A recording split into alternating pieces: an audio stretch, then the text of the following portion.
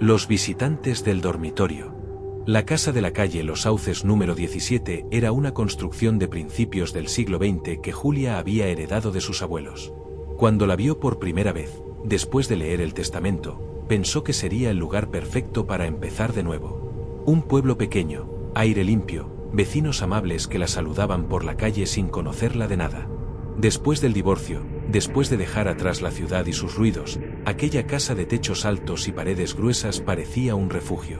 Nadie le habló de los ruidos. Nadie le contó lo de las hermanas. Los primeros días fueron tranquilos. Julia se dedicó a limpiar, a vaciar armarios llenos de ropa de otra época, a decidir qué conservar y qué donar. Por las noches, agotada por el trabajo, caía rendida en la cama de matrimonio que había sido de sus abuelos. Una cama grande, de madera oscura, con un colchón nuevo que ella misma había comprado. Las paredes del dormitorio estaban empapeladas con un estampado de flores pequeñas, ya desvaído por el sol de décadas. Julia pensaba pintarlas de blanco. Lo pensaba cada noche, antes de dormir, mientras miraba las flores fantasma que la observaban desde las paredes. Todo empezó la segunda semana. Fue un martes. Julia despertó sobresaltada a las 3 de la madrugada, con la certeza absoluta de que alguien la había llamado. No un grito, no un nombre. Una llamada, una presencia, un aquí estoy telepático que la sacó del sueño como un tirón. Se incorporó en la cama, miró a su alrededor. La habitación estaba a oscuras, pero la luna se colaba por la ventana, dibujando rectángulos plateados en el suelo. No había nadie. Ha sido el sueño, pensó. Todavía estoy medio dormida. Pero entonces lo sintió.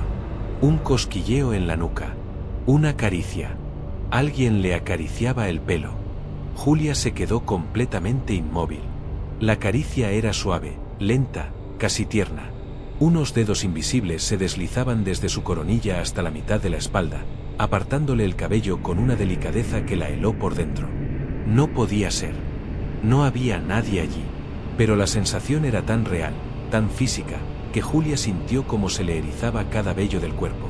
Quiso girarse, quiso mirar. Pero el miedo la mantuvo quieta, con los ojos clavados en la pared de enfrente, en esas flores desvaídas que ahora parecían retorcer sus tallos en la penumbra. La caricia cesó tan repentinamente como había empezado. Julia pasó el resto de la noche en vela, sentada en la cama con la espalda pegada al cabecero y la mirada fija en la puerta entreabierta. No volvió a ocurrir nada. Cuando llegó la mañana, se convenció de que había sido un sueño, una alucinación provocada por el cansancio y la tensión de la mudanza. Pero la noche siguiente volvió a ocurrir.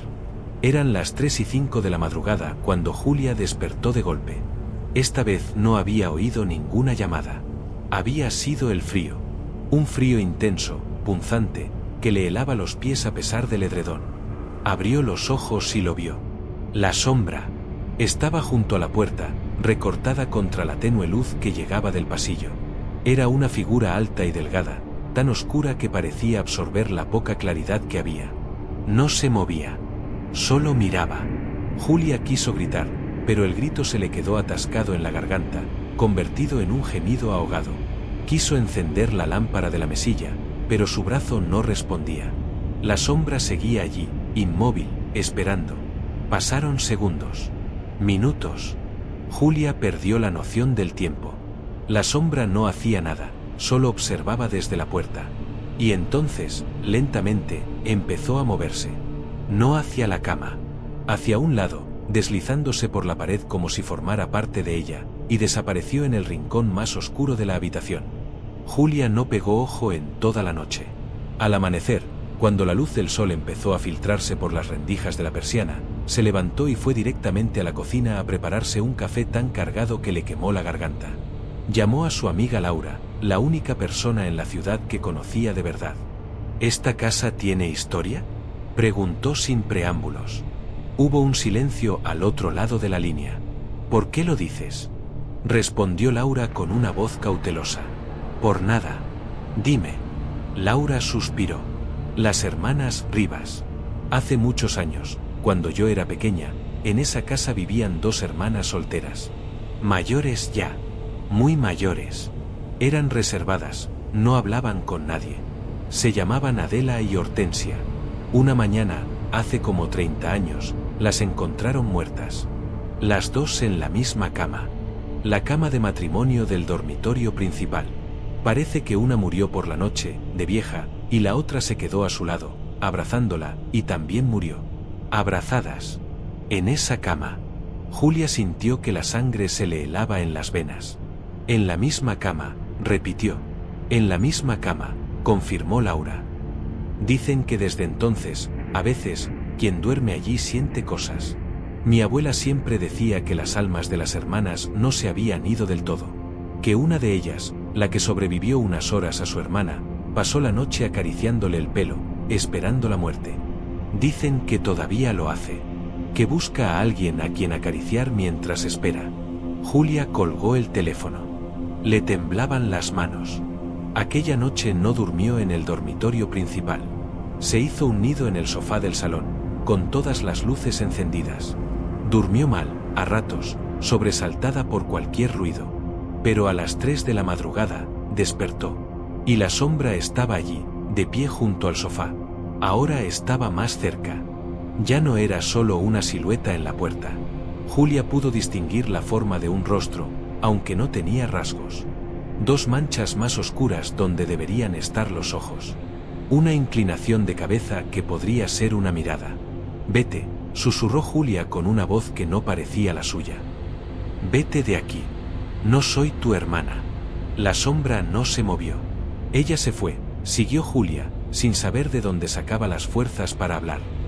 Se fue hace 30 años. No va a volver. No puedes quedarte aquí esperándola. Un temblor recorrió la figura. Una vibración, como si las palabras de Julia la hubieran alcanzado de alguna manera. Durante un instante, la sombra pareció hacerse más densa, más real.